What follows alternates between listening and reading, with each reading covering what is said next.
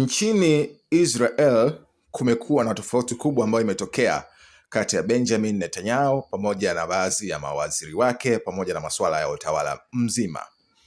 Moja ya sababu za kushindwa Israel kufikia malengo yake yaliyokusudiwa katika vita vya Gaza ni kupanuka kwa hitilafu kubwa katika ardhi zinazokaliwa kwa mabavu na watu wa Israel.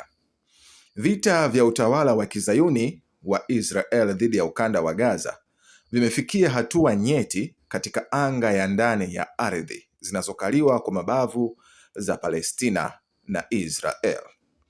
Mzozo kati ya wanajeshi na wanasiasa ndani ya baraza la mawaziri la Netanyahu pamoja na mvutano ndani ya baraza la mawaziri la vita imejitokeza hadharani na haifichiki tena.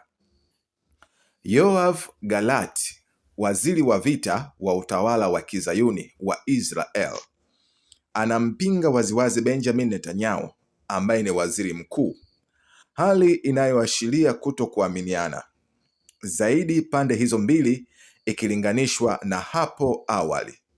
Tangu mwanzoni mwa vita vya Gaza, Netanyahu na Gallant walikuwa na tofauti za kimbinu na kimitazamo kuhusu usimamizi wa vita.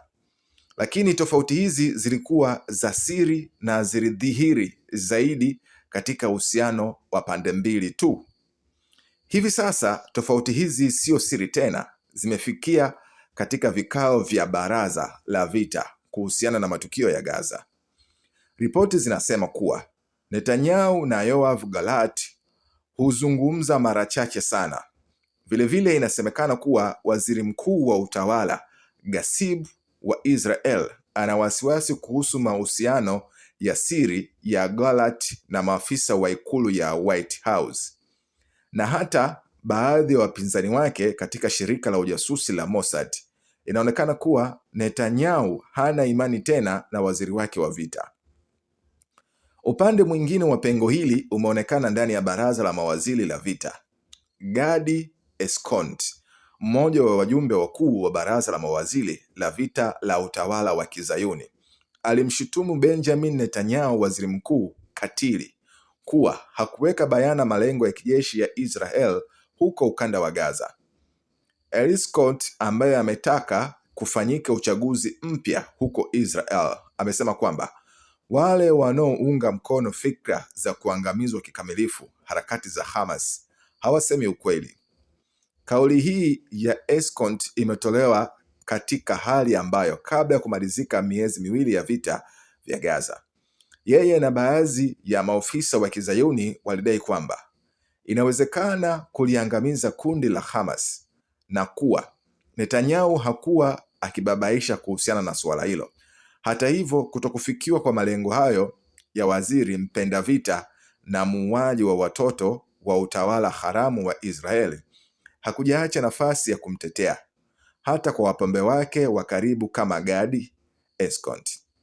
Wakati huo huo, Benny Gantz, mjumbe mwingine wa baraza la mawaziri la vita, ameeleza waziwazi tofauti zake na Netanyahu na alishiriki katika maandamano pia dhidi yake na kutaka rasmi aondolewe Netanyahu madarakani. Tofauti hizo zimemweka Netanyahu katika hali kigumu. Hivi sasa bunge la utawala wa Kizayuni linachunguza suala la kumuuzulu waziri mkuu katika hali ambayo serikali ya Tel Aviv iko katika vita na inakabiliwa na hali mbaya katika mapigano ya Gaza.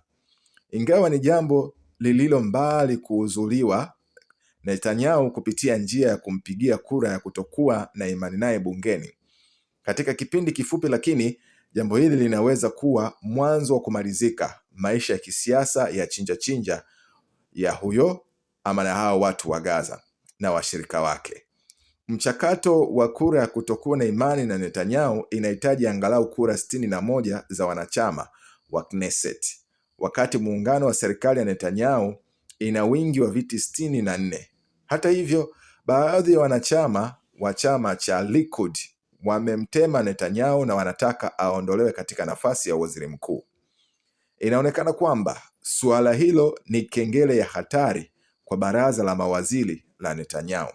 Kwa mujibu wa matokeo ya uchunguzi wa maoni wa hivi karibuni, muungano unaoongozwa na Netanyahu utashindwa iwapo uchaguzi wa mapema wa bunge utafanyika, na muungano wa upinzani utapata kura zinazohitajika.